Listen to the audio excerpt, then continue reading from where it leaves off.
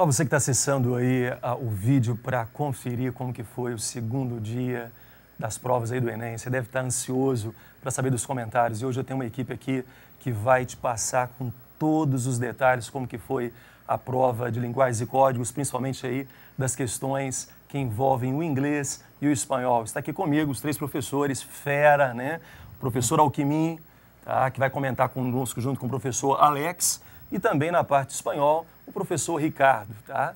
Você deve estar se questionando aí como que foi, qual que é a avaliação que os professores fazem aí dessa prova. Tem alguns dados aqui importantes antes de nós conversarmos com os professores para que você tenha acesso.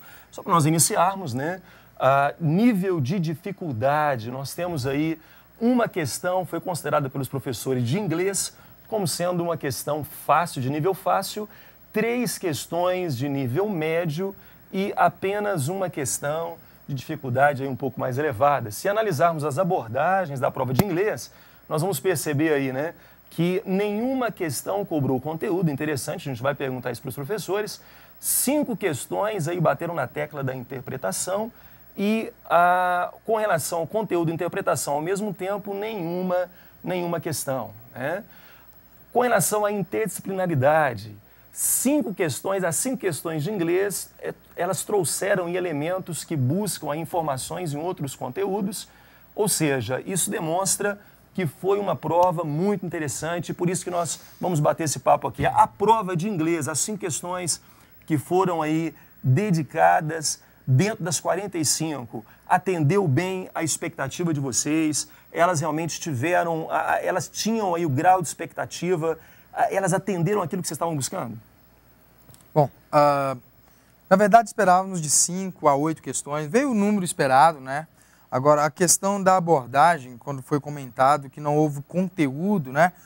Nós pensamos da seguinte forma, não houve aquele foco em gramática, né? Mesmo em base em texto, por isso que nós colocamos como foi totalmente de interpretação.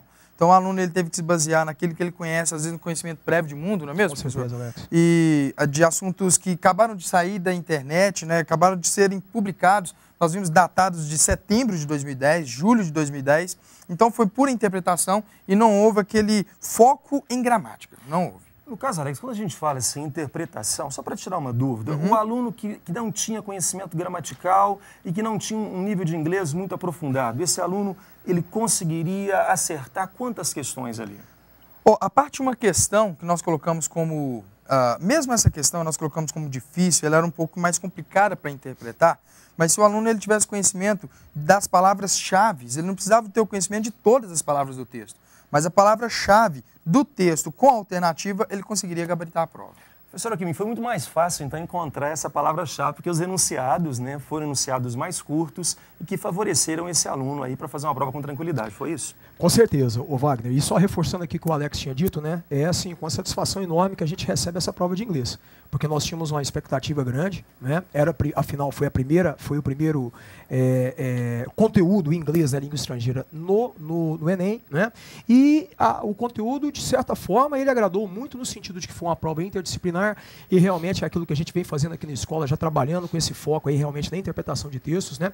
Os enunciados curtos, possibilitando o aluno buscar aquela palavra-chave e encontrar realmente o gabarito de uma maneira precisa e sem maiores problemas. Se vocês tivessem que reivindicar ou pedir algo para que a prova melhorasse um pouquinho mais, o que vocês falariam aí para o INEP para acrescentar ou para aprimorar nessa prova de inglês? Não, no meu modo de ver, eu gostaria que a prova continuasse da forma como ela está. Eu repito, eu agradei muito dessas questões de inglês aí, do conteúdo dentro da prova de código de linguagem, né? Então, por mim, o INEP pode manter a prova do jeito que ela está. Então, perfeito. Vocês continuam conosco aqui um pouquinho, porque agora nós vamos falar um pouquinho aqui da prova que também ocorreu hoje, só que é de espanhol, e nós temos aqui o professor Ricardo para falar um pouquinho sobre essa prova. Só que antes, vem conosco aqui o nível de dificuldade da prova de espanhol, tá? 2 questões aí, nós tivemos também 5 questões, né? 2 questões de nível fácil, nós tivemos aí uma questão de nível médio e 2 questões difíceis. Abordagens, né? As questões também de espanhol não trouxeram uma questão do conteúdo, 5 questões de interpretação e nenhuma questão aí abordando conteúdo e interpretação. Na interdisciplinaridade, nós tivemos aí, né, não tivemos questões ligadas à interdisciplinaridade. O professor Ricardo, qual que é a avaliação que você faria aí no caso da prova de espanhol? Você tem a mesma impressão dos professores de inglês? Foi uma prova com enunciado curto, que facilitou a vida do aluno. Qual que é a impressão que você teve da prova? Olha, eu também fiquei muito feliz com a prova, uma prova boa, né? Nós tivemos 4 textos, Wagner.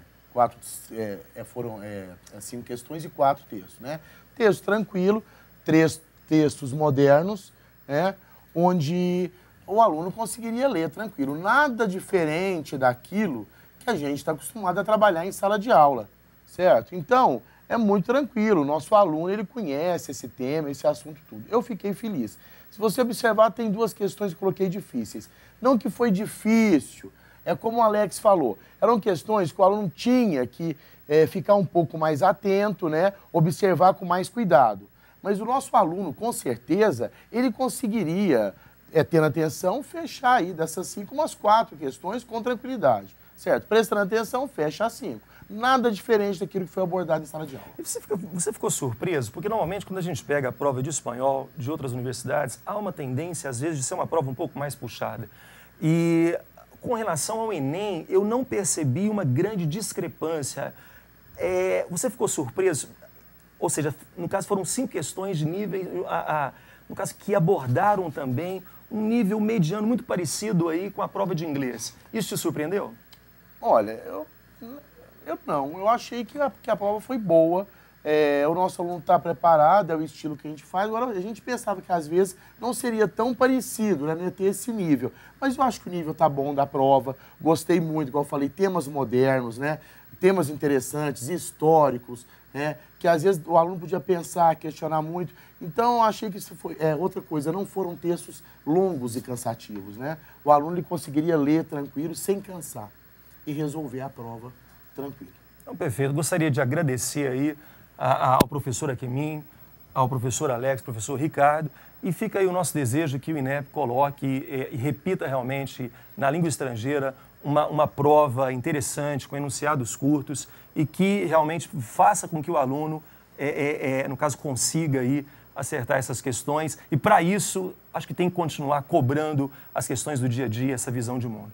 Um grande abraço para vocês e até mais. Um abraço. Até mais.